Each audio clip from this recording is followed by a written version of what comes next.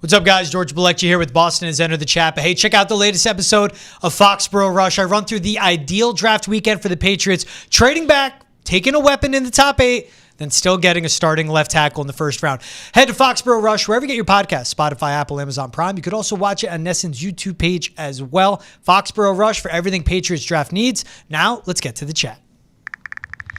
All right. Let's bring it in. It's Boston has entered the chat. George Balekji here with Travis Thomas. Yes. We got a great show for you guys today. Steve Palazzolo of the 33rd team, co-host of Check the Mic, just put out a 3-round mock. Has an opinion on Mason Graham. I'm very interested to hear. He'll be joining the show. We'll bring him in shortly.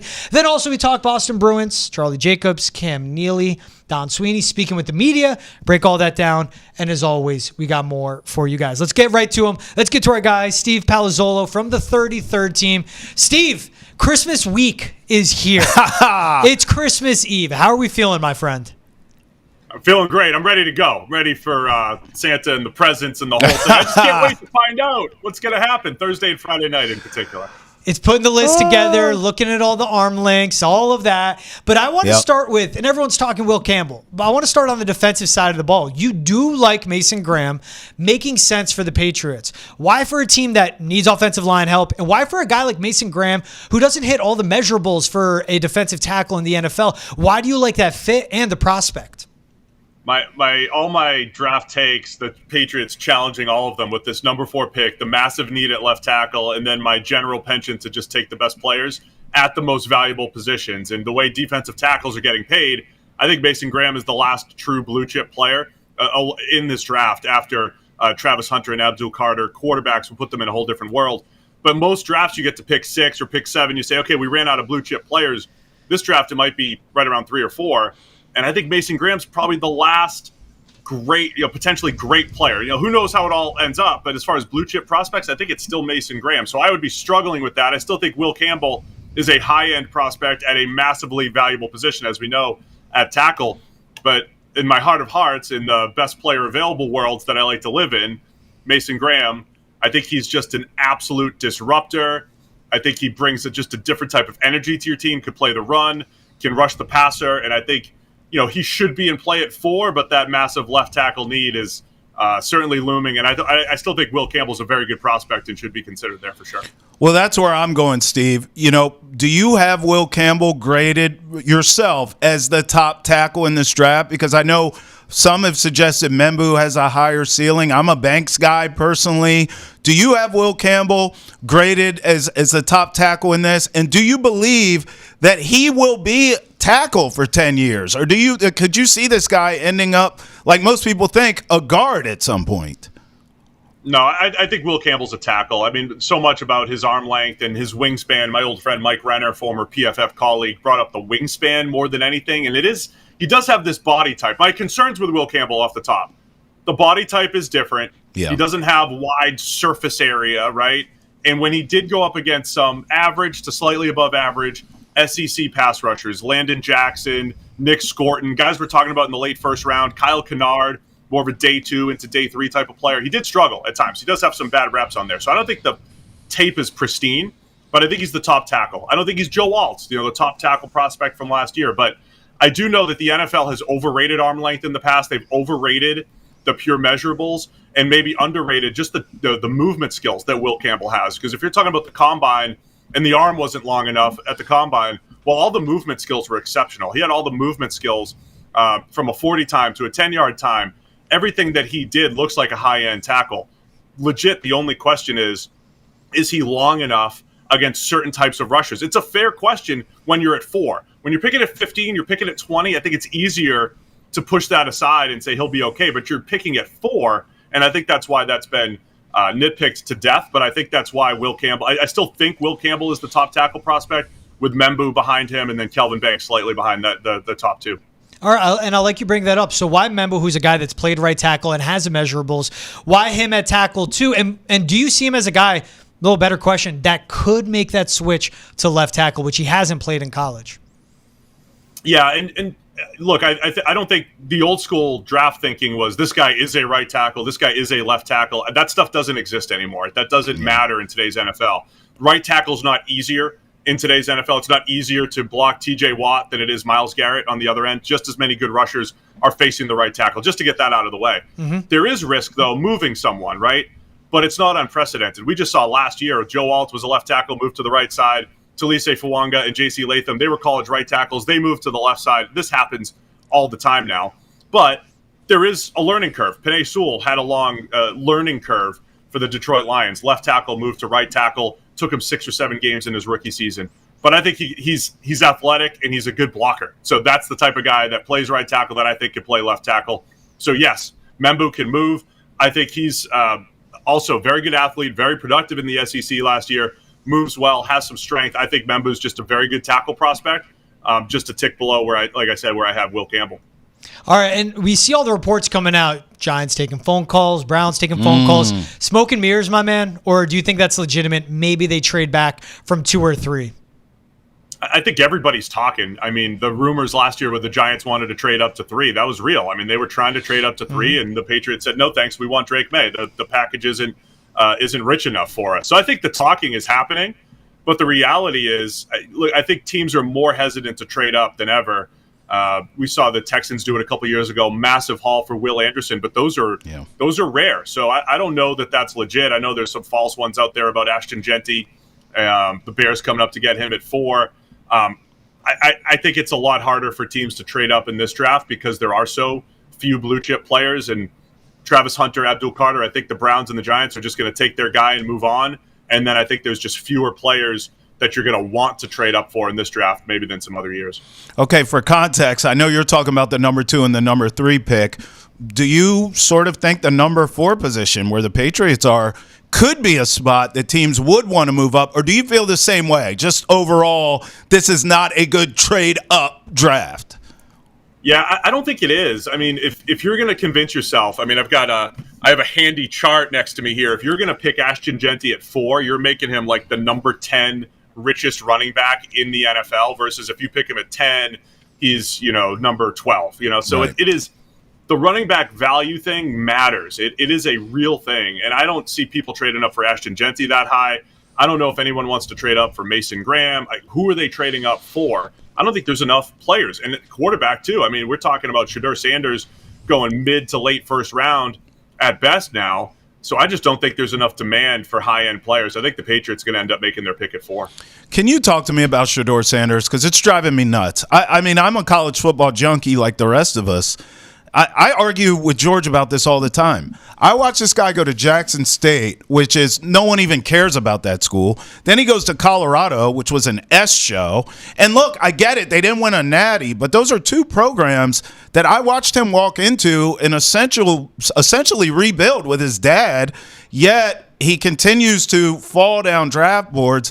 I think he's the most pro-ready quarterback, including Cam Ward. Now, Cam Ward's more physically gifted, but I don't understand the hate on Shedeur Sanders. Can you help me understand this? Why is he falling on draft charts as opposed to being valued at a number 3 from the Giants or even the Browns at 2 or the Saints? And we'll see what happens, obviously, but can you just give me some insight into why this guy's dropping?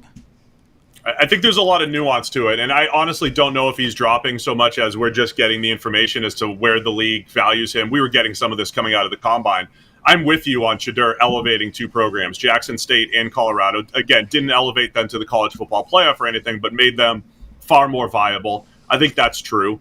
One of the concerns would be, is he naturally physically talented? That is a fair question. It's not that you can never become good, but we're also working in this time in the NFL right now where the most recent success stories are the Josh Allens, Patrick Mahomes, Justin Herberts, Lamar Jackson, Jordan Loves. Like, those are the guys that all had a little bit of project to them coming out who have turned into either superstars in Mahomes' case or just stars in the other guys' cases.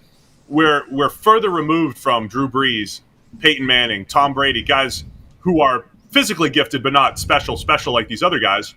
Those guys becoming the next great player. So that's what we've seen in the last 10 years in the NFL, is the most physically gifted players becoming the best. Maybe Joe Burrow's the one exception, but he's incredibly accurate. So I think that's what teams are looking at, chasing a Josh Allen, chasing a Patrick Mahomes, chasing quote-unquote upside. And then the other question with Shedeur is the offensive line was so bad at Colorado he's got some bad habits, man. I mean, he is not very athletic. He's not good at avoiding the rush, and he had to do it all the time. Does he have these bad habits ingrained because of what happened at Colorado? Or is that because the offensive line was bad at Colorado? You give him some better pass protection, and yeah, he runs the offense. He's pretty accurate. He's good up to 20 yards. So there's a lot of, he's good at this, yeah, but those are the questions with Sanders, and I think that ultimately leads to a mid to late first rounder rather than a top 5 guy that you're building the program around. What do you think would be the ideal landing spot for him then? I mean, he's undersized, 6'1", just around 200 pounds, but is accurate, and yeah, he's processing there. His IQ, he is tough. What do you think the ideal landing spot would be, especially that you see him having a first-round grade? I mean, I think Pittsburgh at 21 starting to make a little bit of sense. I mean, to me, it's like, okay, where's he going to get the best pass protection? I don't know if Pittsburgh's there yet, but they've at least invested heavily in their offensive line over the last couple of years. If they get some development from their last 2 first-round tackles, maybe they get there. Plus, you have Mike Tomlin. We'll see what they do at receiver. They have DK Metcalf. Maybe they trade George Pickens, but they at least have some weapons there to throw to. So I think the fit might be pretty good in Pittsburgh, but ultimately, I mean, the Rams would be an interesting spot as a developmental player, sit behind Stafford for a year, and then eventually, work under Sean McVay going forward. So the fit is, where do they have some pass protection? Where do they have some playmakers to throw to? Because I don't think he's going to overcome some of the deficiencies up front where maybe some of the other special quarterbacks, like a Lamar Jackson, makes the entire offensive line better. He can deal with a lesser offensive line because of his run threat, because of what he does to the run game, and then that opens up the pass game. Shedeur doesn't have that type of ability, so he's just going to need better infrastructure around him. All right, so talking Shedeur, what about Jackson Dart? How do you view him? What's a grade? And what do you see him as a guy that, when you're projecting him at the NFL level and years down the road? I struggled with Jackson Dart and his projection. I think he's a good touch thrower. I think he's got as good a touch as anybody in the class. I think his short, intermediate accuracy was very, very good. And then coming out of Lane Kiffin's system at Ole Miss, I mean, that's just so quarterback friendly as far as creating open throws. I mean, they mess with defenses so bad.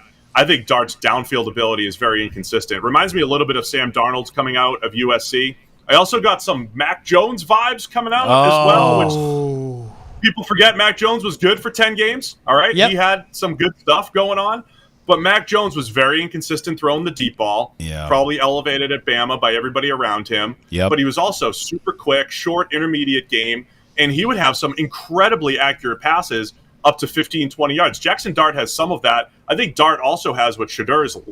They're both lacking, I think, the foot speed to avoid the rush. I know Dart's a good runner as far as he's got some stats. He's got some, he'll dive for a touchdown. He's a decent runner, but I don't think he's very athletic as far as pocket mobility goes. So I think he's got similar limitations to Shedeur Sanders, and I worry about both of those guys throwing the ball consistently down the field. Man, that Mac Jones comp, though, that's interesting. By the way, I mean, to put some respect on his name, I at least saw Mac Jones win in college. My knock on Jackson Dart, I mean, I've lost money, brother, watching Ole Miss choke in big SEC games, and Jackson Dart look like absolute trash. The kid just doesn't win. That concerns me a bit about him. Look, if we're going to talk quarterbacks here, we can't just gloss over the number 1 pick. I mean, what do you like when you see Cam Ward? Do you think it's going to work in Tennessee? I mean, predicting quarterbacks, good luck. Good luck over the last 10 years predicting quarterbacks. So I don't have strong quarterback takes, I've learned.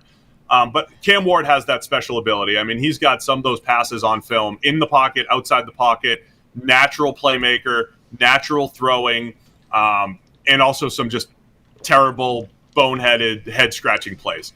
Actually similar to what Will Levis did in the NFL last year for the Titans. But that's actually one of my favorite parts of Cam Ward is when he threw a crossbody interception against my Florida Gators, much like when Jackson Dart imploded too against the Gators. When Cam Ward throws a crossbody pick 6 against Cal in primetime, he comes back. He has that amnesia that you need when you make a mistake to forget about it, move on, stay aggressive. And I think Cam Ward's ability to make big plays inside, outside the pocket, inside structure, outside of structure, I think that gives Cam Ward special ability, special upside. He's just got to clean up some of those mistakes. But it's been part of his game, and it's been impressive that he doesn't implode after that he always bounces back, stays aggressive, and I think that was huge for him at Miami and a reason why he helped elevate that Miami team last year. Hey, Steve, congrats. to your Gators on the Natty. By the way, I mean, listen, when I was growing up, that was a football school, okay, with the old ball coach and Warble and Grossman and all those guys. Now it's a basketball school, Steve. So congratulations on that. They're coming back. DJ Lagway, #1 pick in 2027. They'll be good. All right. You know what I did? And not to sidetrack too much, I loved how Florida fan base embraced Graham Mertz and he embraced Florida. Yeah. Covered him at Wisconsin.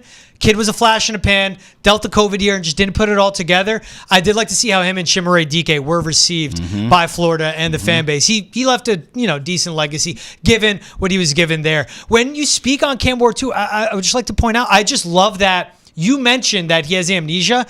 If he just eliminates, you talked about the habits Shedeur has. If he takes away those bad plays for a kid that had to press because the defense in Miami was terrible. He was the reason they were staying in games. I think of the Va Tech tape, how he was the reason they were in that game. He takes those away, and I just think his ceiling is so high. So I like how you talk about him there. But to go to a weapon, a dude that has a gray head of hair like yourself, Steve, Tyler Warren, what do you see as him? Where does he get picked? And where do you see him at the NFL level? I think Tyler Warren, I've heard a lot of, hey, Brock Bowers last year goes at 13 and Tyler Warren's, I don't think they're in the same level of prospect. I think Brock Bowers always had special receiving ability, unique prospect. So I think Warren can still go top 10. I struggle with taking a tight end though, with all of the defensive line talent, right? The offensive and defensive line has to be the priority in the first round when it's available. And it feels, if the Jets take a Tyler Warren when they need a right tackle, they need another pass rusher, they need a defensive tackle, they could use a starting corner. That doesn't feel great. But I like Warren as a player. He feels more like a back end of the first round type of player for me because of the positional value aspect of things. There's not a great historical hit rate on tight ends in the first round either. They often take 2 or 3 years to figure it out. Again, Brock Bowers is the exception, not the rule. So that's where I struggle with. This isn't Tyler Warren, the player. It's about understanding the history of the position. And a lot of times you're not getting good value out of the tight end for 3 or 4 years. And then they walk and they figure it out in year 4, 5, or 6. See TJ Hawkinson in the Vikings. But I think Warren, he can inline block. He can get dirty against tight defensive ends in the run game. Penn State featured him for a reason, using him as a quarterback and a running back, direct snaps. He was doing it all. He's physical. He's very physical. I think he adds a special level of physicality to the pass game, if that's what you're looking for. Can work the middle of the field. He's not a great athlete, and that's my other concern. I know Gronk ran a 4.7, 4.75, but most of your good tight ends are going to run a little bit better. I don't think Warren has that type of speed. So I think he's a good, solid tight end prospect that I would rather take, 20 or later. But I think in this draft, because of so much uncertainty, it either goes in the top 10 or goes in the top 15. All right, and I like that you bring up right away when you're talking Tyler Warren. You're like, hey, I like the edge rushers in this one. We know Abdul Carter's edge rusher 1. Jalen Walker, what do you see with him? He's a guy that did catch steam as possibly with a lot of fans in the building for the Patriots. Is he an edge rusher? Is he off ball? Do you even have him as one of your top 3 edge rushers when you're putting your big boards together? Yeah, he's probably 3. He's as interesting as Travis Hunter to me, just because of that hybrid ability. He's got under 1,000 snaps in college football, which is really inexperienced, and he was splitting across 2 positions. So you could say that, across 2 different ways here, he's got that upside, right? Abdul Carter was a linebacker conversion last year at this time. Probably took him 3 or 4 weeks before he figured it out, and then he started to look like #1 overall pick potential on the field. Jalen Walker might have something similar once he goes full-time to the edge. I think that's what he's going to be at the next level. Little undersized for the edge, kind of an old school 3-4 outside linebacker type of body, but all those schemes are kind of blending right now. But he still won't be for every team that likes bigger edge rushers, but he's going to have a chance to rush off the edge, set the edge in the run game. He can drop into coverage. I don't want him playing full-time linebacker, though. I don't think he was great at it. The best thing he does, I think, is finish plays. Whether he was spying against Texas, finishing plays where he's getting blocked by Kelvin Banks, Quinn Ewers is scrambling into him and he's securing a sack. Jalen Walker is really good for today's NFL, where there's quarterbacks breaking the pocket more than ever, tracking them down, taking good angles, finishing plays, just a good, dependable football player. Is that a top 10 guy? I don't know. But again, with uncertainty across the league, everybody raves about his character. I think he ends up going top 10 to 12, becomes an edge rusher, and you're kind of hoping that he becomes a dynamic edge rusher, which he's not completely there yet, but he's shown a lot of flashes, still inexperienced coming out of Georgia. Steve, Jalen Walker may be undersized. No such issues with Abdul Carter. I mean, my man looks like he was created in a lab.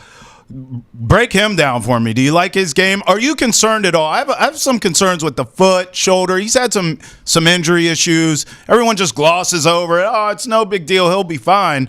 My arse, if I'm taking him that high, I want to make sure this kid's going to be okay, and it's not a ticking time bomb injury waiting to happen that's catastrophic. What do you make of him? Is he as generational and as game changer as everyone says? I gloss over the injury stuff just because I don't have the reports right in front of me. But if teams do, yeah, I mean, those absolutely are a concern, right? You need a guy that you want to have for 8 to 10 years. So that stuff does matter. The only thing that has me put maybe Carter a tick below, I look at the last 10 years, Myles Garrett, the two Boses, Aiden Hutchinson, Will Anderson, Chase Young when he came out. Those guys were the special top-end, clear-cut blue-chip prospects. I think Carter's in that mix. In hindsight now, Micah Parsons, even though he was drafted as a linebacker, obviously you saw what he could become. The only thing that puts him a tick below is the fact that he's got 1 year of after converting to edge. And maybe that works in his favor, the fact that he is a little inexperienced. He did get better as the year went on. But he doesn't have – all those other guys had multiple years of dominant production plus the physical ability. That's the only thing Carter's lacking. I think he could do it all, bend around the edge, burst, can play with power, learning how to play the run a little bit better. So I think Carter can do it all. He could be one of those high-end edge rushers. We know that the value of an edge rusher is through the roof. This is where you get your elite players in the first round, and I think Abdul Carter is that guy. Again, my only hesitancy is we saw every other player who went on to become an elite edge at the next level. We had seen multiple years of production in college. We just don't necessarily have that for Abdul Carter. But again, kind of works in his favor too because he's young at the position and still improving as we saw down the stretch for Penn State. Steve, I know we're talking heavies here in first round, and maybe your answer is a first rounder, but I kind of want to go big picture here. Can you give me a name or several where you're looking at as sleepers? Depending on fit and where they end up. Hey, if Sean Payton ends up with this guy, watch out, or whatevs. Mine is Luther Burden. I'm a huge fan of his. I hope the Patriots ensure that they get him, whether it's trading back on the back end of that first round or maybe it's moving up in the second round, whatever it takes. I'm a huge Luther Burden guy. Who's your guy? Who's or two? Who's a couple guys or one that you look at as a sleeper in this draft?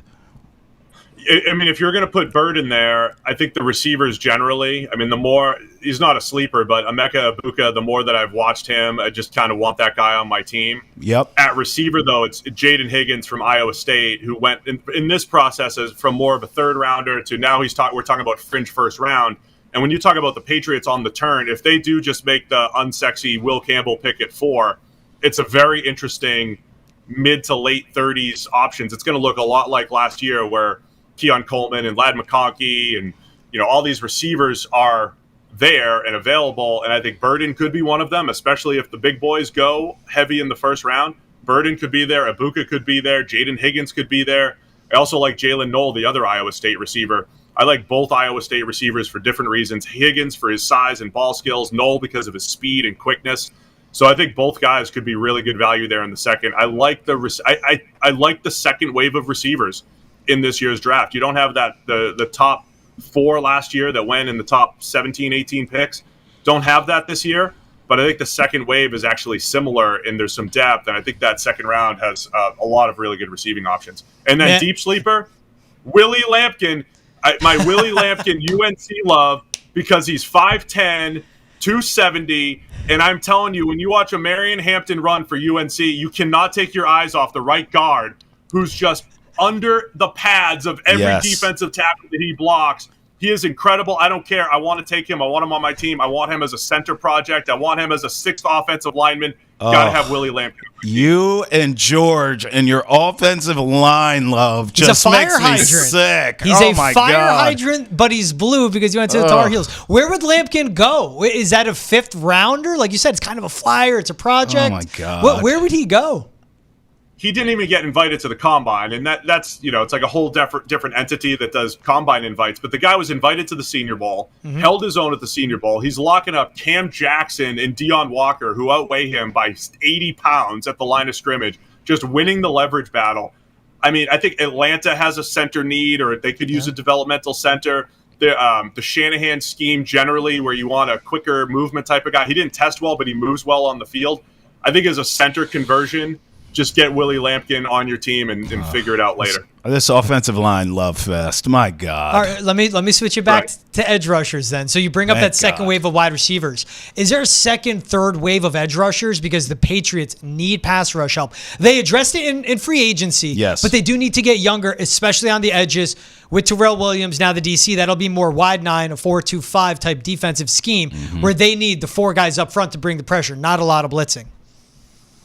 Yeah, the edge rush class is fascinating to me because to me, my second and third favorite guys might be Mike Green and James Pierce if I didn't have any off field to deal with. We talked about Jalen Walker, but as far as pure production, like Mike Green from Marshall, I could see going top 10. He had some off field accusations he's got to deal with. I don't know how those get cleaned up as far as teams or what they know about him. So I don't know how far he drops. James Pierce has some effort questions, and again, I'm not in the room. I can't know that necessarily, but as far as talent goes and what they produced on the field, Mike Green and James Pierce. Then you have Donovan Ezeraku from Boston College, who could go, I think, as high as top 15, or he could be there on the turn early in the second round. Different from those other guys, technically sound, very good football player, high football IQ, just gets the job done.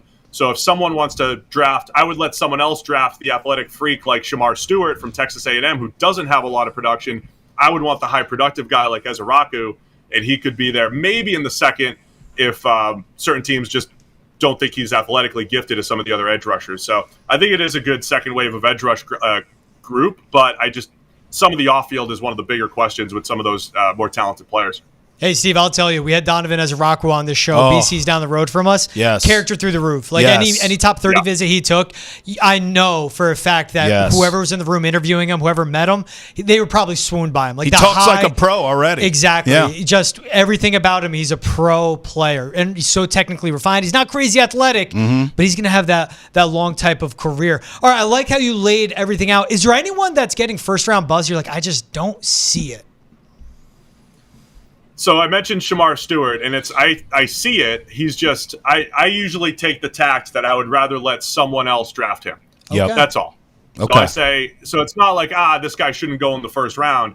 I just don't want to be the team that takes him. And Shamar Stewart, athletic freak. You could put the him and Myles Garrett and their size and their measurables next to each other, but Shamar Stewart, not just because he had 1.5 sacks last year, just not 3 years of disruption, which you usually get, right? We have a history of if the edge rusher is going to work at the next level, they're usually uber productive in college and really athletic. It's easy. Tick both boxes. He ticks one of them. That's all. So I would rather let someone else take that chance. There's some other edge rushers who are kind of like that. Michael Williams is fringe like that, but I kind of get it. He played through injury.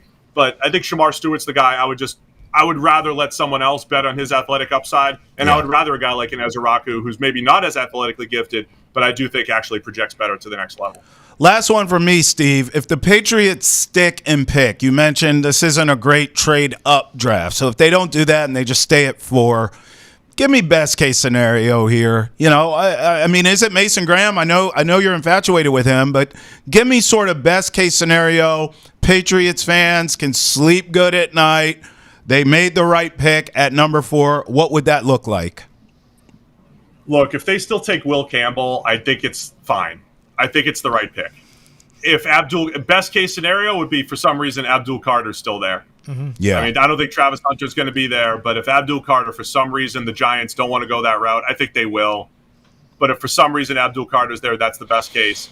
I think Will Campbell probably is. The best case might be Mason Graham and then Josh Connerly in the second, right? So the best case depends on the second round. If you can get Connerly on the turn and then the receiver talent stacks up well for their 2-3s, that would be the best case scenario, I think. You still get Mason Graham and you get maybe a viable left tackle in Josh Connerly. Okay. You just put on your 3-round mock. Where did the Patriots go 69 and 77 in your 3-round mock? Oh, I don't remember. I think they got Jack Bash. No, Okay. Here's what we did. Here we go. We got Will Campbell and Josh Connerly in this mock draft. I love We that. got both.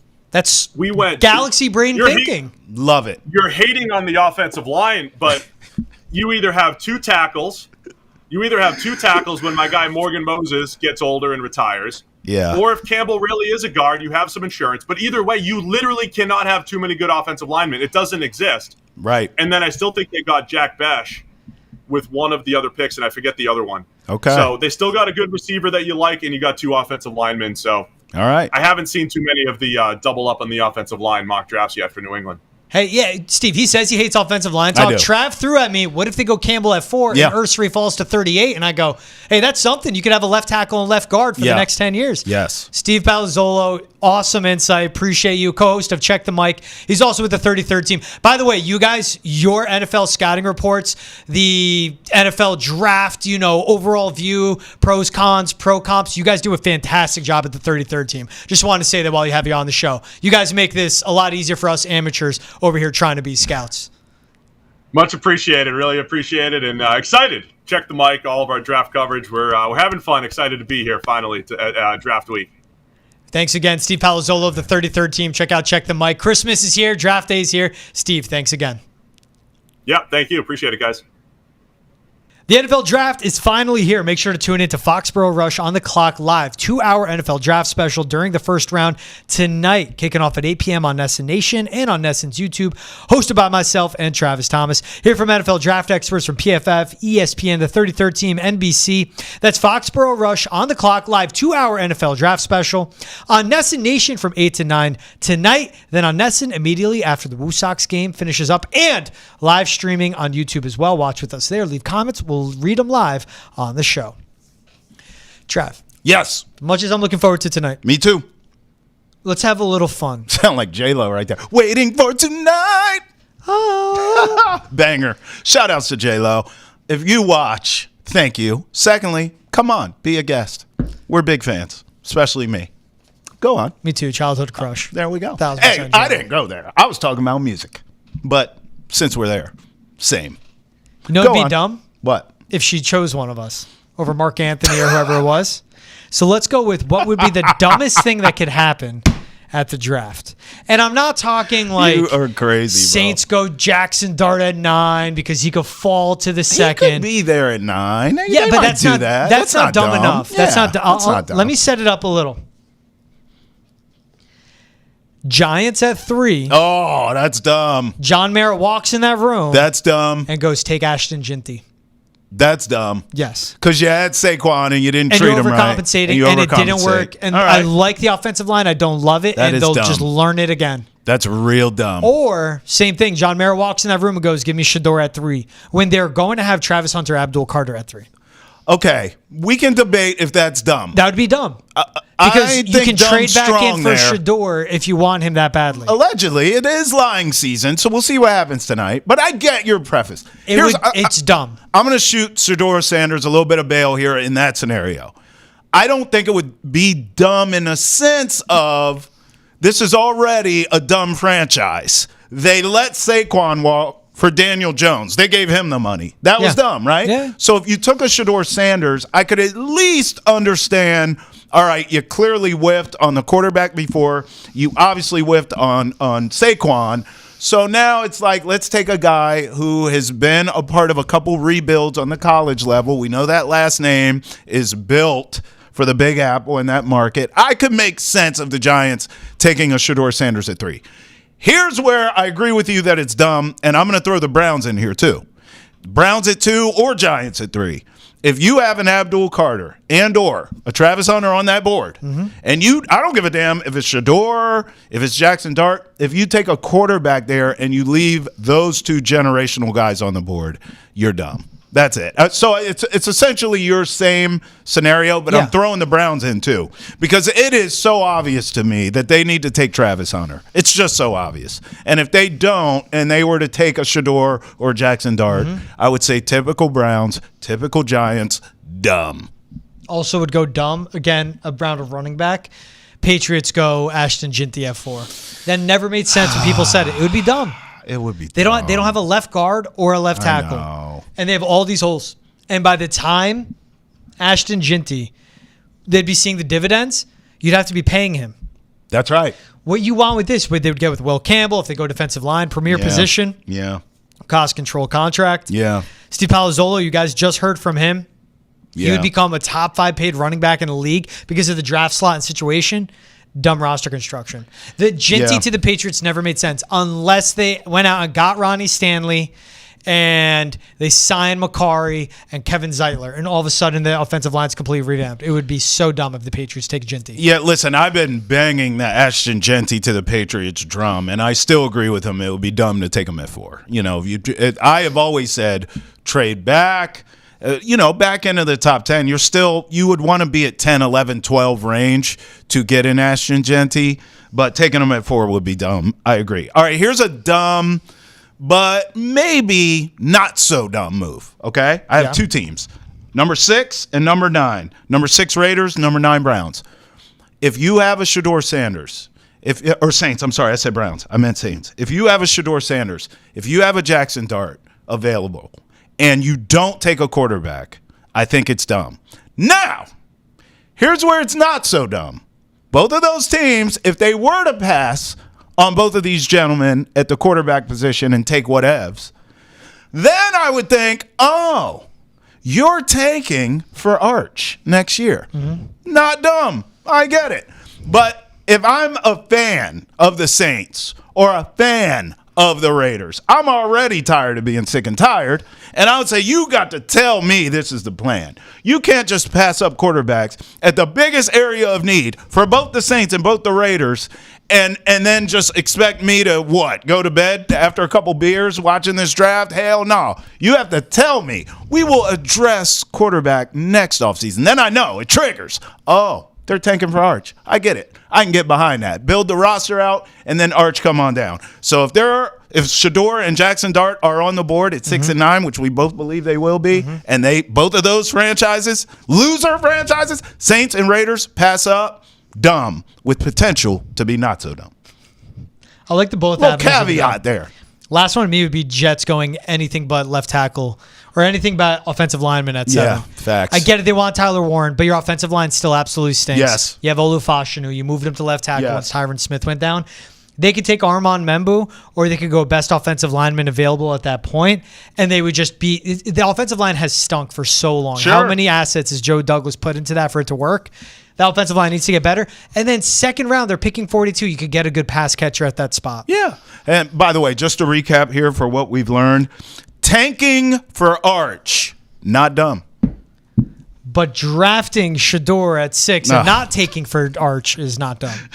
just want both sides to be out there. You hate Shedeur, bro. At that price. You hate him. I'm big on the price. When you go grocery shopping and you see the organic strawberries are $17, you're not going to pay $17. Okay, so in your mind, not dumb, 21 to the Steelers. Fine. Okay.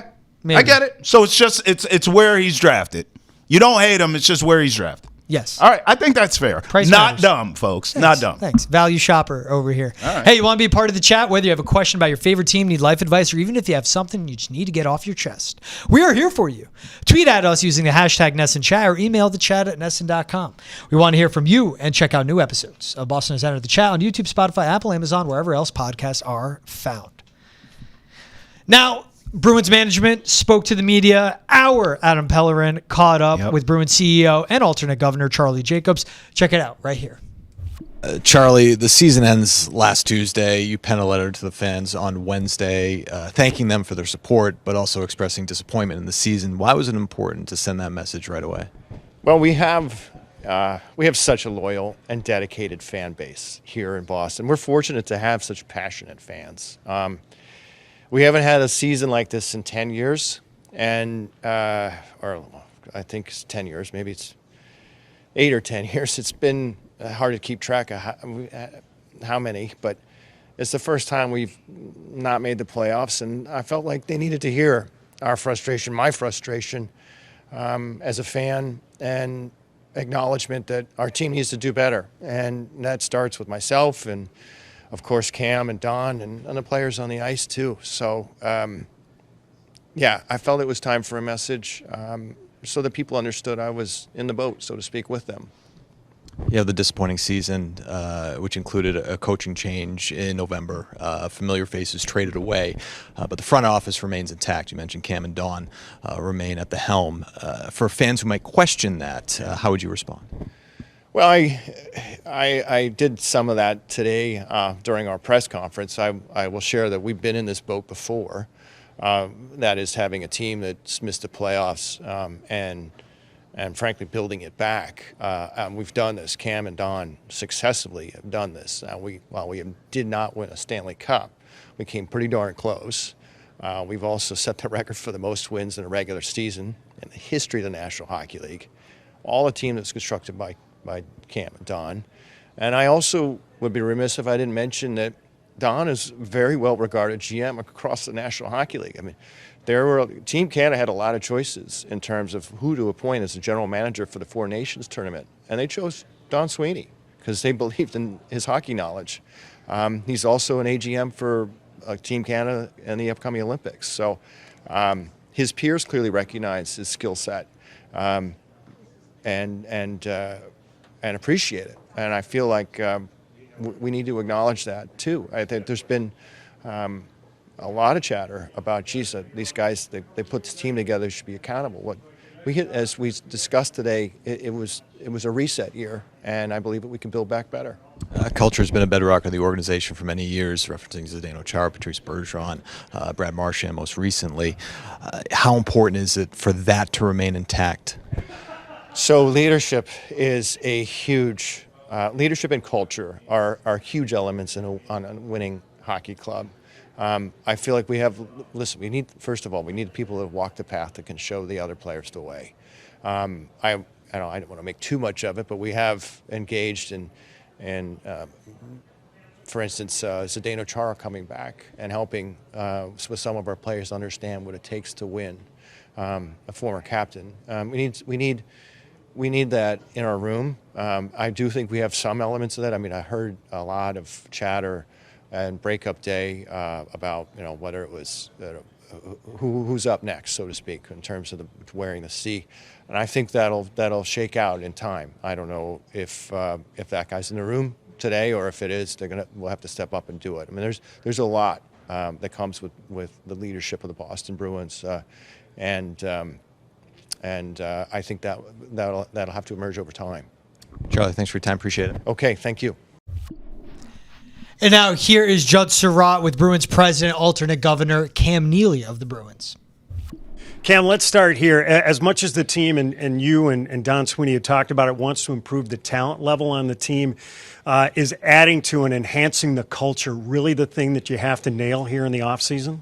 Well, it's something that we've talked a lot about. There's no question. I mean, when you lose the type of leadership that we lost over the past few years, you hope those players that have played with those leaders have learned something from it.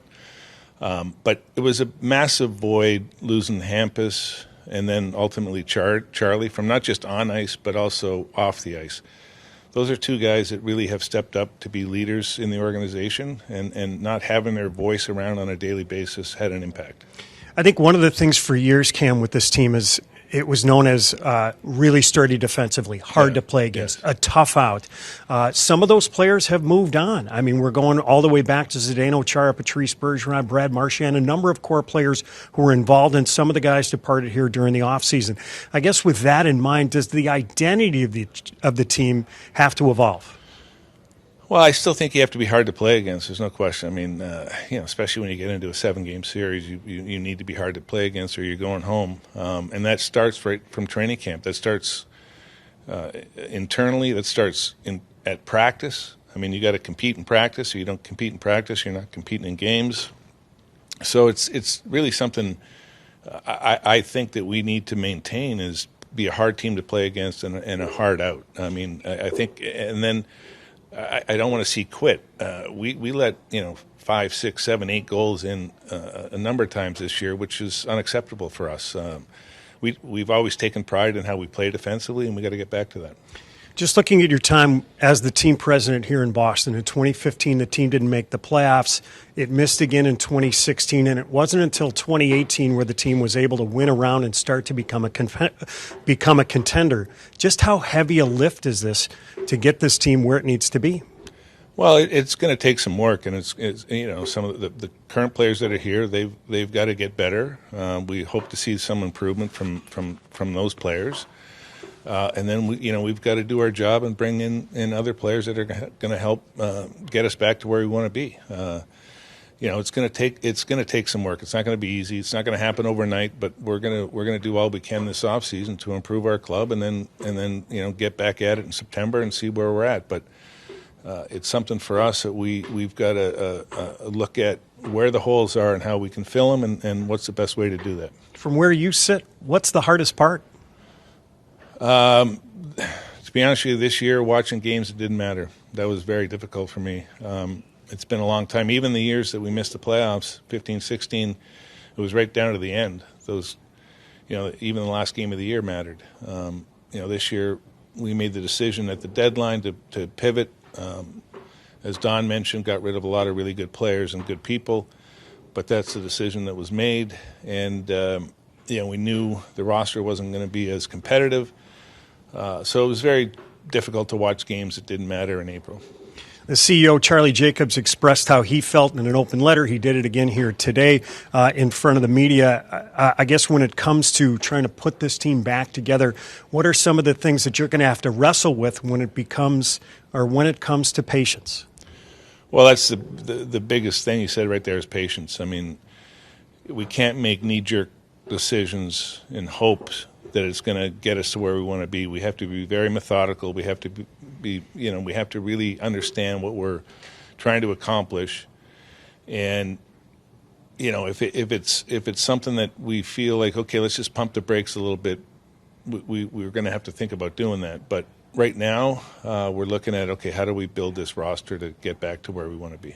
Cam, last thing, when it comes to the coach, for years, whether it was Chara, Bergeron, Marchand, the room essentially ran itself. It wasn't an area where Claude Julien or Bruce Cassidy or Jim Montgomery felt that they needed to wade into.